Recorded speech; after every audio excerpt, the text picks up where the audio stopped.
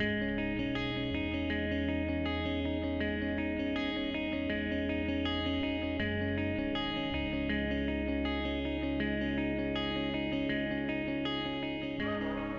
is going on, you guys? Welcome back to Roads Untraveled. My name is Marcus, and in front of me we have this insanely wrapped 2016 Porsche 911 GT3 RS.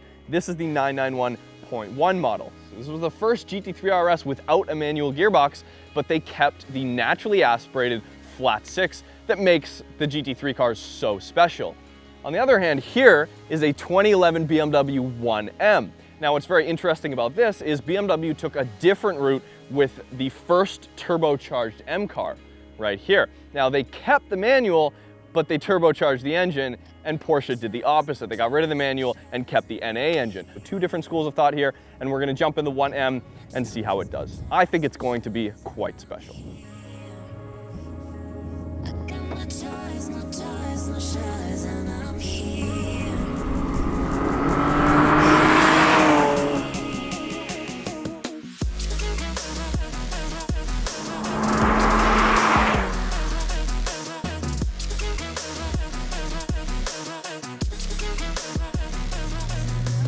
All right, so 3-liter N54 twin turbocharged inline six under the hood. It is a true twin turbocharged setup. It's not a sequential setup.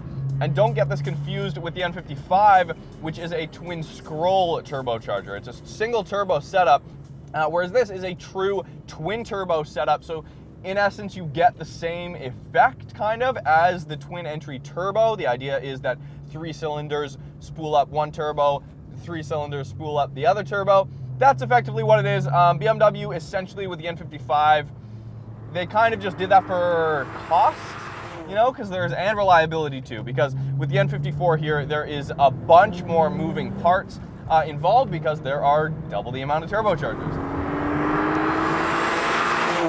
BMW made about 7,000 of these for 1 year of production. They only made it for 1 year. This car has not lost a single dollar in value in depreciation over the last 10 years. In fact, it's actually appreciated, which is awesome. So basically when these were new, it was kind of like the Focus RS and a few other cars that were going for above sticker because people really wanted to get their hands on them. BMW didn't realize how many authentic, real driving enthusiasts out there, the purists, so to speak, really still want an extremely analog, manual, small, tight motoring experience. Ooh, Viper, nice, 5th gen Viper. So this was a time when BMW had added quite a bit of weight to the M3. It was now powered by that naturally aspirated V8. But it was a little bit of a bigger car, especially when compared to the outgoing E46 M3, which this is basically the same size of that car. Like, this is very reminiscent of an E46 M3. Now, there's another kind of strange thing about this car because a lot of M purists will tell you it's not a true M car unless it is naturally aspirated, which I wholeheartedly disagree with, because I've driven some outstanding turbocharged BMWs, including this one, including a couple of E30s that I've driven, but you know, that should have, in effect, ruined the purist's perspective of the M brand, but this car completely proved everyone wrong.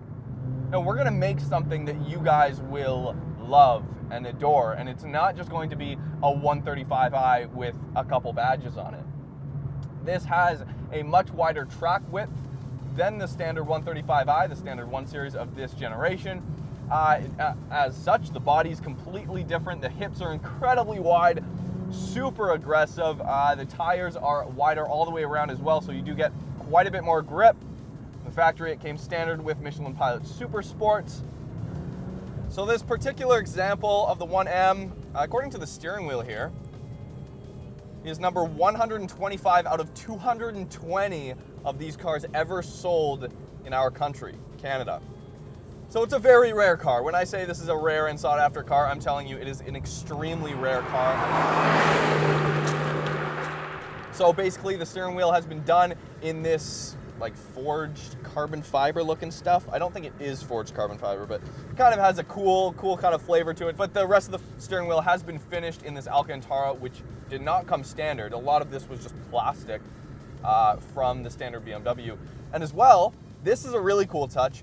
It has the Porsche 911 GT3 door handles that have been modified. So all this has been redone, and it really gives that motorsport feel. I love it. I think the door handles on the inside there are one of the most tasteful modifications in this car. But as far as the engine is concerned and the exhaust and everything, I'm pretty sure this is completely bone stock standard. The car needs to be louder. The car really does need to be louder. I see now why Chris Harris put an exhaust system on his. It really needs one, but you can't really put what sets this car apart on paper. You know, you look at a standard 135i and you're looking at like a $15,000 to $20,000 vehicle. You look at this is a $50,000 plus vehicle, right? But on paper, okay, Marcus, what's different? It's got about 335 horsepower. You know, it's got a bit of power. Sure, the body's a little bit different, but other than that, that's on paper, that's about it. It does have a forged crankshaft and connecting rods versus the standard 335 engine.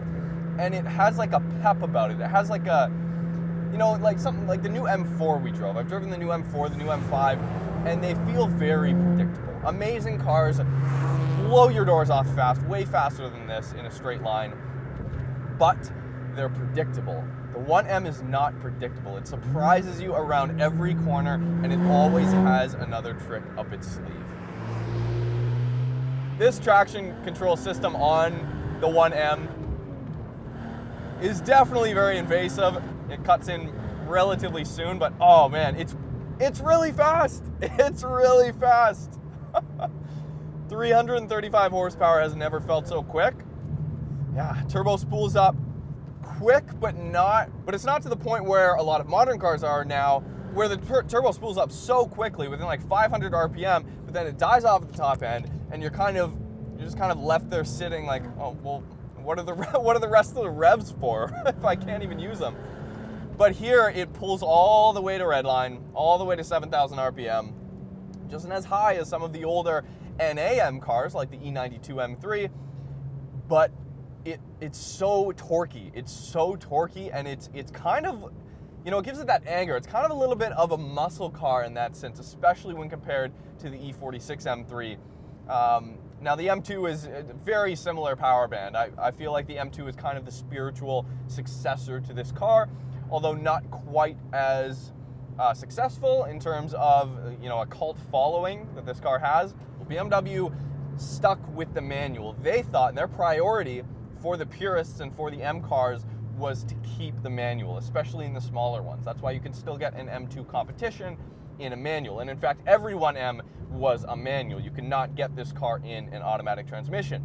However, when you look at the 991 GT3 RS that I'm about to hop into, Porsche went the opposite. So that car, the 991.1 GT3 RS, is kind of the first of the modern 911s, the really ultra modern 911s.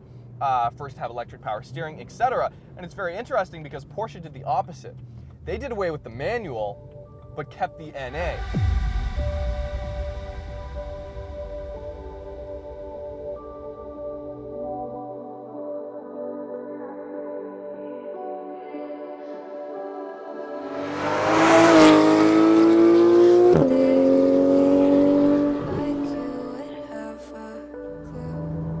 It's very strange looking at both of these cars and seeing where BMW decided to go and where their priorities were for their high performance track oriented models, and where Porsche, another German auto manufacturer, went with their high performance track oriented model, which is of course this, the GT3 RS.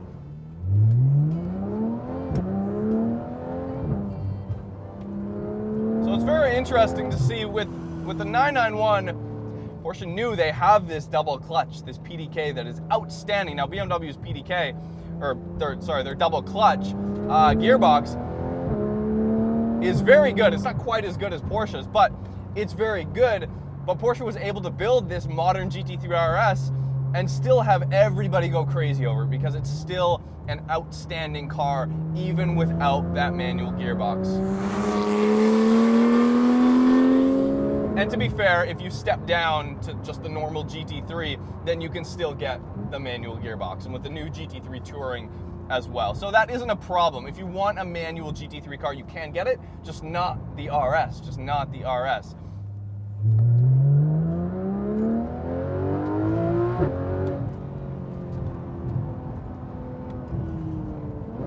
Both have very direct steering.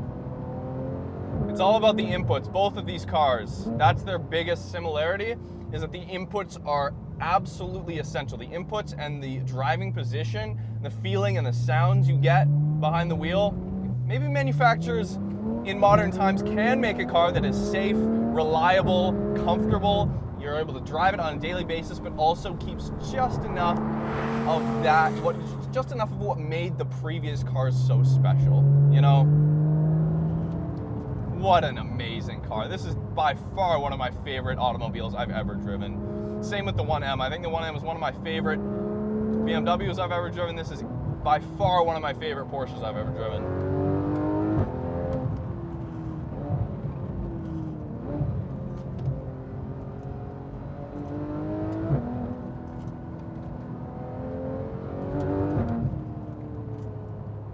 Oh, this car sounds a lot better though. The M car definitely lost a little bit of the sound with that turbocharged engine, but that's about it. The power is all there, everything else is all there, you know.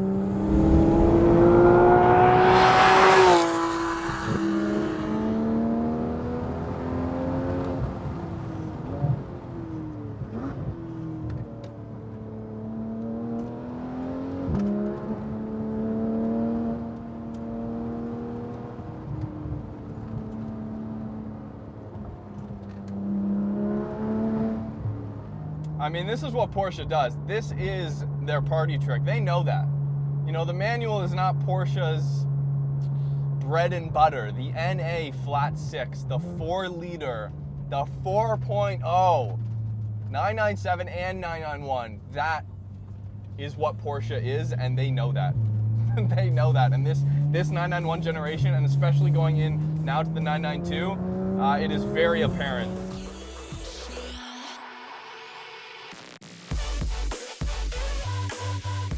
Anyways, thank you guys so much for watching. Hopefully you enjoyed the video of this beautiful 2011 BMW 1M. I had a blast. This is definitely top 5 BMWs I've ever driven, I think. Some of the E30s I've driven have been phenomenal. Definitely that turbo E46 I drove in California was outstanding. But subscribe if you haven't already. Hit me up on Instagram at @RoadsUntraveled. You can kind of see what we're doing on a day-to-day basis and whatnot. We've got a bunch of new videos coming out soon. Don't worry, you guys. We're taking precautions, social distancing. We'll see you next time. Picking up the pieces that I lost in the lobby. I put you against the wall. You had us.